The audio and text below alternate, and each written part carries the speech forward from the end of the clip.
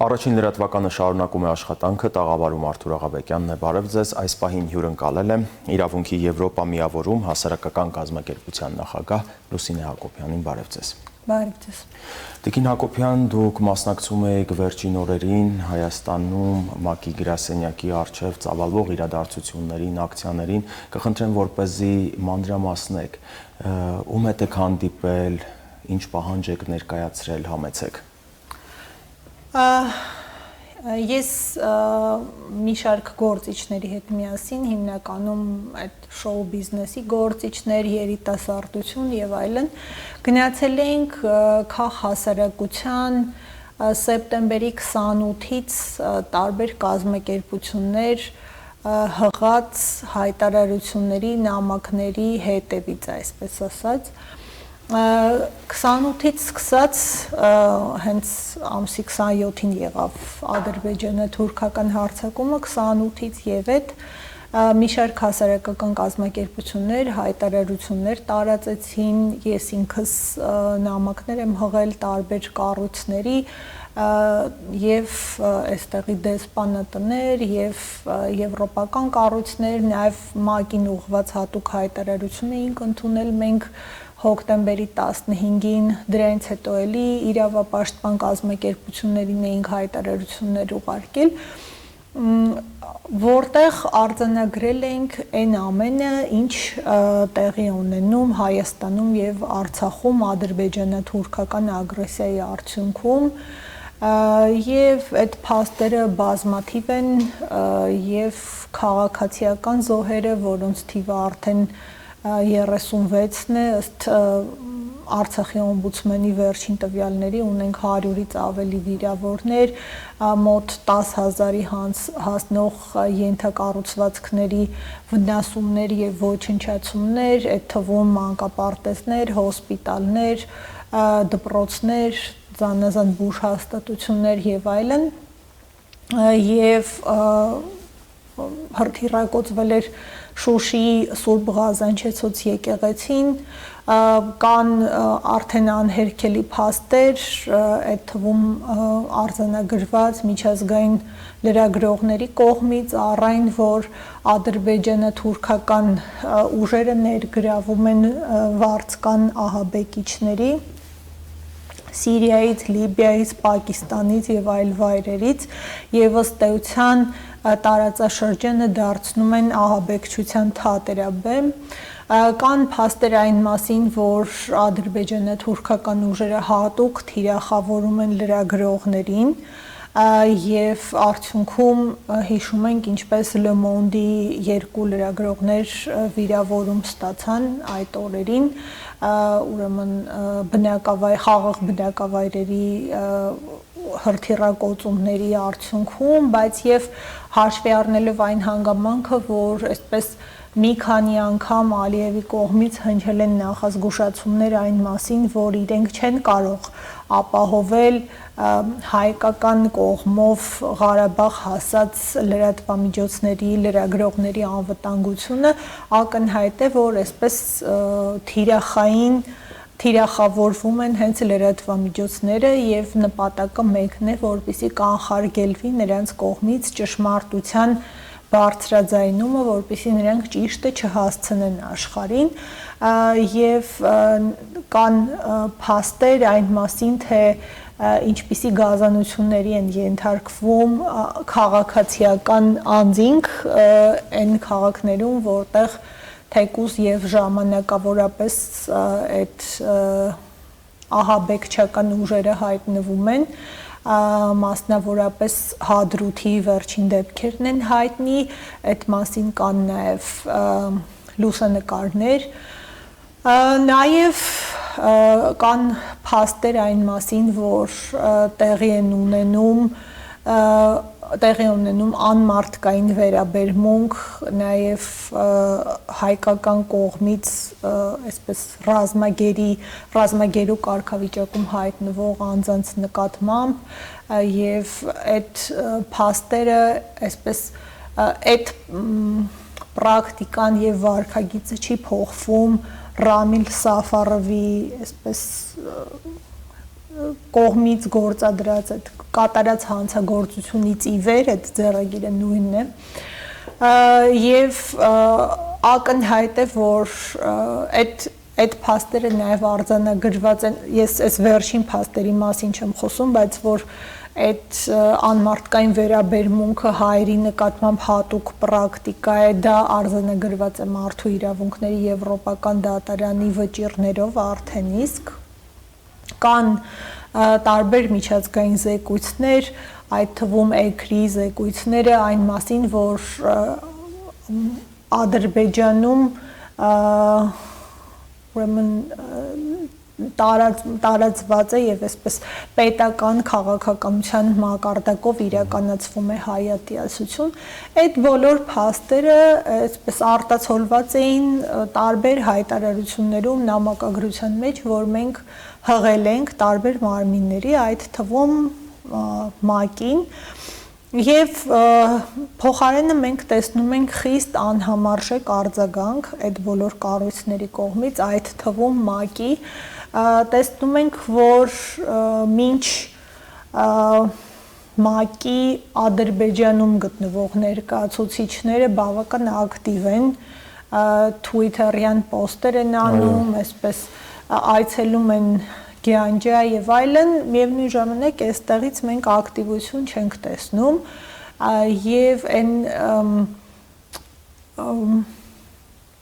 այսպես ասած շատ տխուր չեզոք գնահատականները, որ հնչեցվում են տարբեր կառույցների կողմից, նաեւ տեսնում ենք պատճառը այստեղի ներկայացուցչությունների пассивության մեջ եւ գտնում ենք, որ հավանական է, որ այդ փաստերը, որոնք առկա են, իրենք ճիշտ կերպով տեղ չեն հասցնում կամ էլ ամենևին տեղ չեն հասցնում եւ այդ պատճառով որոշեցինք ակցիա իրականացնել ՄԱԿ-ի գրասենյակի առջեւ, որովհետեւ ՄԱԿ-ը այստեղ ունի տարբեր, այսպես ասած, գործակալություններ, ունի UNICEF-ը, որը երեխաների հարցերով է զբաղվում, ունի ՄԱԿ-ի փախստականների հարցերի բարձր հանձնակատարի գրասենյակի ներկայացուցչությունը UNHCR-ը եւ մենք տեսնում ենք, որ ըստ էության այդ կառույցները անգործության են մատնված եւ որևէ արձագանք չկա Ղարաբաղից Հայաստան եկող այդ ներքին տեղահանվածների խնդրի վերաբերյալ տեսանք, որ սեպտեմբերի 27-ից ի վեր այս ագրեսիայի զոհ են դառնում երեխաները, կան վիրավորված երեխաներ, որոնք գտնվում են հիվանդանոցներում, ամեն օր այդ հիվանդանոցները փաստեր են հրապարակում այդ երեխաների առողջության եւ այլնի վերաբերյալ, բայց այդ կառույցները ըստ էության դա անարձագանք են թողնում եւ մենք դիմում էինք ՄԱԿ-ի այստեղի գրասենյակի ղեկավարին եւ ասում, որ այդ ամբողջ փաստերի արկայության պարագայում իրենք իրավունք չունեն пассивություն դրսևորել եւ մենք ակնկալում ենք, որ իրենք կակտիվացնեն իրենց ջանքերը այդ ամենը փաստագրելու եւ այդ ամենը այդ ամենին ճիշտ արձագանքելու եւ միանշանակ գնահատականներ հնչեցնելու հարցում։ Ինչ որ արձագանք ստացել եք։ Այո, մեզ ընդունեց գրասենյակի ղեկավար պարոն Շոմբի Շարփը, ինչ որ առումով ընդունեց, որ մեր մտահոգությունները տեղին են, այն առումով, որ մենք ասում ենք, որ իրենց կողմից пассивություն ենք նկատում, ասաց, որ ջանքերը գործադրվում են, միգուցե դրանք այդքան էլ տեսանելի չեն, խոստացավ ավելի ակտիվացնել եւ ավելի տեսանելի դարձնել դրանք։ Նաեւ նշեց, որ Ղարաբաղ չեն կարողանում այցելել, որովհետեւ սահմանափակված են իրենց մանդատով եւ այդ իրենց կաշկանդվածությունը ընդունել է նաեւ Հայաստանի կառավարությունը, այսինքն դա այսպես ուզում էր ասել, որ կա այս հարցում փոխադարձ համաձայնություն, սակայն մենք նշեցինք, որ հենց ՄԱԿ-ը ինքնին գոյություն ունի ոչ ստանդարտ մտածողության տեր մարդկանց շնորհիվ, դրանցից մեկը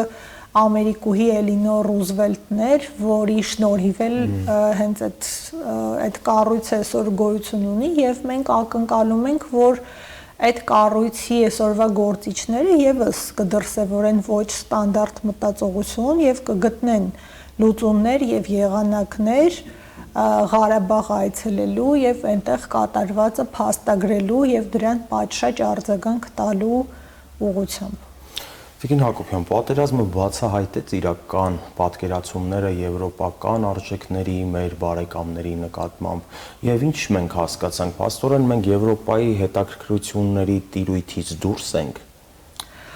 Ես չի ասի, որ այդպես է, մենք Եվրոպայի հետաքրքրությունների տիրույթից դուրս չենք, ես կարծում եմ, որ մենք շատ աշխատանք դեռ ունենք անելու, որպեսզի ամբողջական պատկերը տեղ հասցնենք,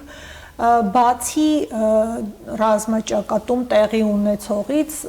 այսօր նաև ընթանում է պատերազմ տարբեր այլ ասպարեզներում, եւ դիվանագիտական, եւ տեղեկատվական, եւ այստեղ այս բոլոր տեղերում մենք եւս մեծ անելիքներ ունենք։ Տեղեկատվական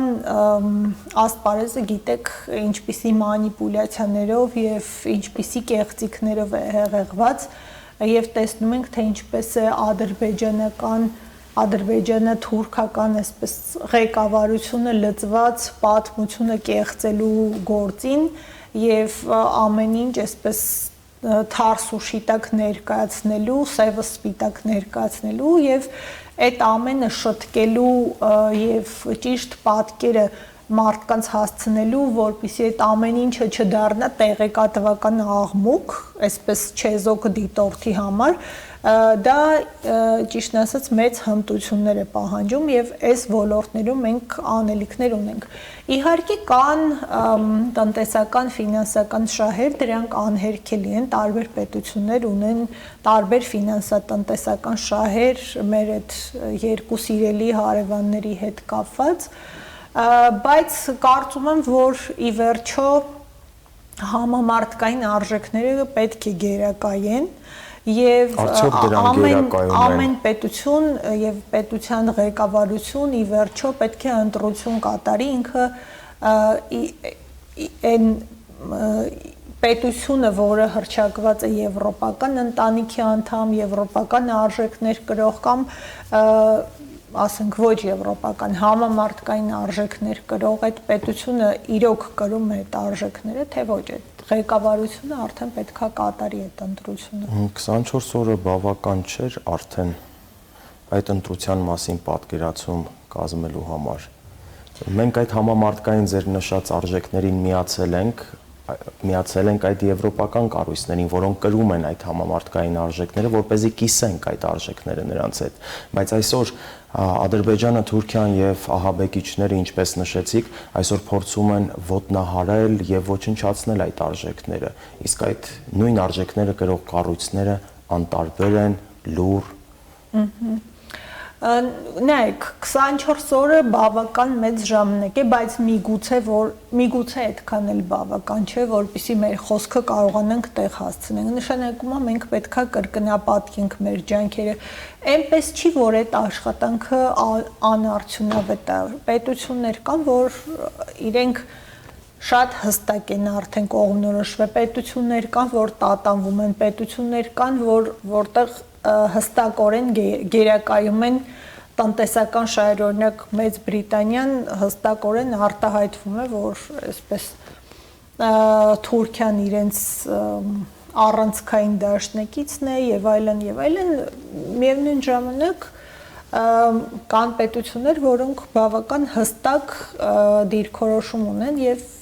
կարողանում են իրավիճակին ճիշտ գնահատական տալ։ Նաեւ Եվրոպական պարլամենտի վերջին քննարկումներ ցույց տալիս, որ եվրոպական շատ գործիչներ շատ ճիշտ կարողանում են գնահատել իրավիճակը եւ իրերը կոչել իրենց անուններով։ Մենք այո, մեզնից միգուցե կրկնակի եռակի ավելի ջանք է պահանջվելու, քան մի պետությունից, որը ունի նավթ եւ որը ունի գազ եւ որը ունի այլ ռեսուրսներ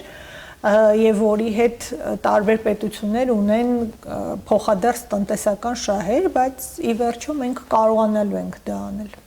Երեք ՄԱԿ-ի անվտանգության խորհրդի փակնից տեղի ունեցավ եւ